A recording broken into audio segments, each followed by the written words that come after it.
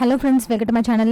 ముకుంద బండారం మొత్తం బయట పెట్టిన మధు షాక్ లో. ముకుంద ఇదంతా ఎలా జరిగిందో మనం ఈ వీడియో తెలుసుకుందాం. ఇంకా మధు అయితే ఇంట్లో వాళ్ళందరినీ పిలిచి ఇలా చెప్తాడు. పెద్దమ్మ మీర కడుపులో పెరుగుతున్న బిడ్డకి తల్లిదండ్రులు కృష్ణ మురారి అని చెప్తాడు. ఆ మాటలకు ఇంట్లో వాళ్ళందరూ హ్యాపీగా ఉంటారు. బిడ్డను చంపేస్తా అని చెప్పినా కూడా కృష్ణకి ఇంత భయం లేకుండా నిజం చెప్పేసింది అని ముకుంద అనుకుంటూ ఉంటుంది. ఈ బిడ్డ మురారి వల్ల నాకు కలిగిన బిడ్డ, ఈ బిడ్డ నా బిడ్డే అని ముకుంద అంటుంది. ముకుంద మాటలకు కృష్ణ అయితే షాక్ అయిపోయి అలాగే చూస్తుంటుంది. ఏచి నోర్మి, ఇంకొక మాట నువ్వు మాట్లాడమంటే మర్యాదగా ఉండదు.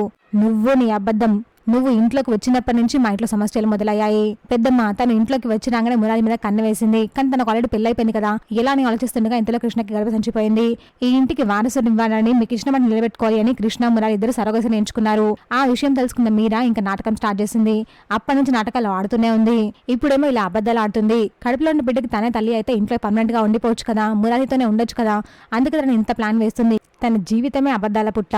తను సరోగసి మధురని మనకెవరికి చెప్పలేదు చూసారా. ఏ మధు, ఏం మాట్లాడుతున్నావు నువ్వు అని ముకుంద అంటుంది. ఇంకొక మాట మాట్లాడడం అంటే నీకు మర్యాదగా ఉండదు అని మధు వార్నింగ్ ఇస్తాడు.